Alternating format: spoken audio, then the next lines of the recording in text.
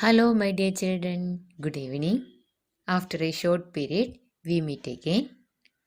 After half yearly exam, we have completed three chapters. That is, Human Resources, Indian Constitution and its legal framework, and a secular vision of the Indian Constitution. This means these are the portions of your annual exam. Study these chapters very well. If you have any doubts about these chapters, please ask me before the exam. Today, I am taking a revision the chapter on human resources. Everyone pick up the textbook and get it ready. In this chapter, we discussed about distribution and density of population. Then, human resources are unevenly distributed throughout the world. The number of people living per unit area in a region is called density of population. The population distribution and density are determined by three factors, that is, physical factors, economic factors, and socio-cultural factors. First one, physical factors. In these physical factors include three. First, relief, second, soil, and third, climate. First, relief. Flat or plains and river valleys have been the most favored places for human habitation. Unlike the plains, the mountainous and rugged area have been the unfavorable places for human habitation. Next is soil. Soils that are fertile and are suited to agriculture tend to have larger populations than the areas with a poor sandy soils. Next, climate. A favorable climate with an equitable amount of rainfall allows most favorable place for human habitation. Clear, children? Physical factors include three things, that is relief feature, soil and climate. In the relief, the plains and river valleys are the most favorable place for human habitation, and the good soil places are the most favorable place for human habitation, and good climatic places are the most favorable places for human habitation. The second one, economic factors. The presence of resources such as forest, mineral, marine, or even land can support some economic activity and therefore a large population. The presence of resources such as forest, minerals, marine, which support the economic activity, in that area we can see large population. Okay, then second, industrial activity. Most industrial centers create opportunity for employment and attract a huge workforce. In that, the industrial area where is lot of job opportunities, in that area we can see more population. The next, urbanization. People are always drawn to urban area where they will get better living conditions and job opportunities. In that areas we can see more population. These are the economic factors: resources, industrial activity, urbanization. Then third one, socio-cultural factors. In these socio-cultural factors include cultural centers. Many small towns attract people because of the cultural opportunities they provide. The small towns which provide cultural opportunities, in that places are attracted by people. Second, government policy. Whereas the government policies are favorable, that means favorable government policy will attract people. In that area, we can see more population. Next, religious center. The religious centers like Mecca, Jerusalem, Varanasi, etc. These places are attracted by the people of different religion. In that areas also we can see more population. Now we discussed about distribution and density of population. Density of population means the number of people living per unit area in a region. And this distribution and density of populations determined by three factors: physical, economic and socio-cultural factors. Physical factors include relief, soil, climate. Then economic factors include resources, industrial activity and urbanization. And socio-cultural factors include cultural centers, government policies and religious centers. Clear, children?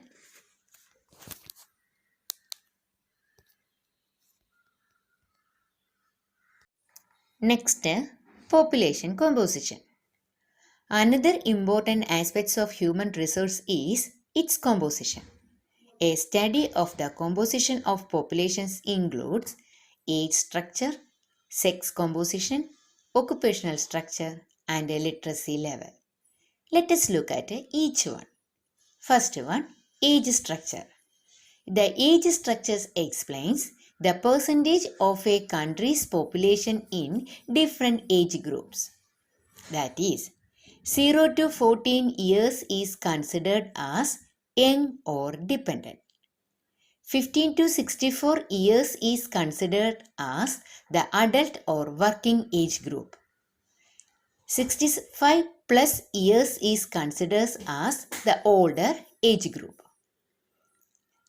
Okay, the age structure helps us to understand the stage of development of a country and the working and dependent population, and it give a direction to planning and development work in human resources.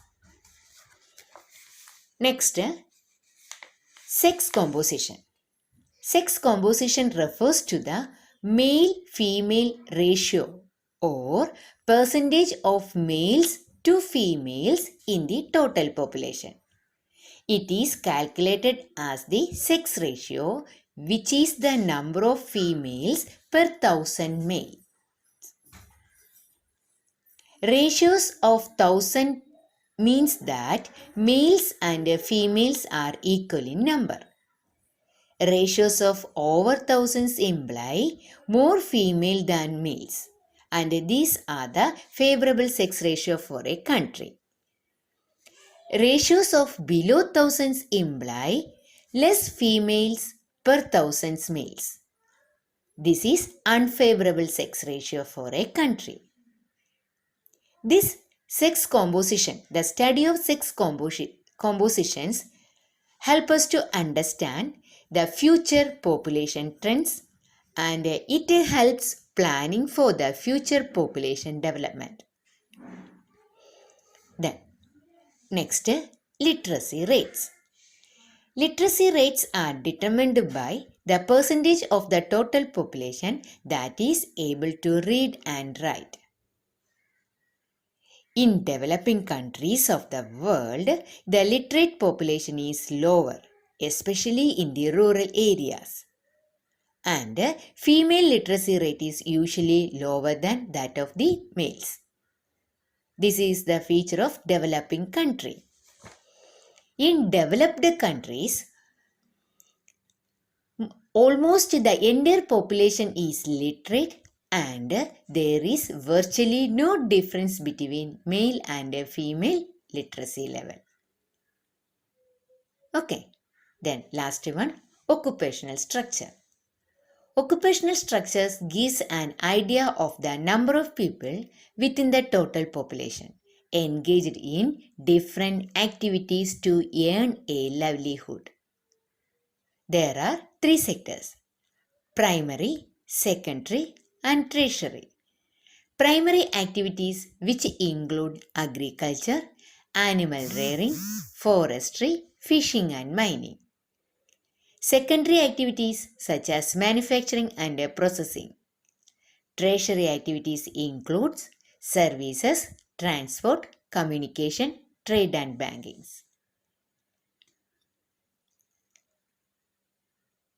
In a developing country, a greater percentage of people is engaged in primary activities. In developing country, a greater percentage of people is engaged in primary activities. But in the developed countries, a greater percentage of people is engaged in secondary and tertiary activities. Clear, children? Next, population changes. The population in the world has been growing at varying rates since humans first appeared on the earth. While they were dependent on hunting and food gathering for their food, the population grew at a very slow rate. With the Neolithic agricultural revolution, world population began to increase because of an assured food supply. Then, expansion of trade set the stages for the more rapid population growth. Following the Industrial Revolution in the 18th century, the resource base expanded and scientific and technological advancements improved the quality of life. Beginning in the 1960s, there have been remarkable advances in medical sciences. This has led to a reduction in the death rates. Life expectancy of people all over the world increased. Though death rates declined considerably, the birth rates, especially in Asia and some countries in Africa, continue to rise. In developed Western countries, on the other hand, birth rates have fallen along with the death rate. In developing countries, death rate decreases and birth rate increasing. But in developed countries, birth rate decreases along with the death rates. Because of increasing populations led to some problems such as shortage of food supply, inadequate power supply, low standard of living, housing and water problems, slums, healthcare problems. The problem is serious and must be dealt with any placing effective checks on the rate of population growth. Okay, children. Next, demography. Demography is the study of the changing population numbers, births, deaths, and migration trends in a community over a period of time. Human beings are the most dominant factors in any study of economic geography. They produce, manufacture, distribute, and consume natural resources. The Ministry of Human Resource Development was created in 1985 to provide the citizens of India basic education to achieve a better quality of life. Once again, the Ministry of Human Resource Development was created in 1985 to provide the citizens of India basic education to achieve a better quality of life. Okay, children, this much only from this lesson. Okay, thank you.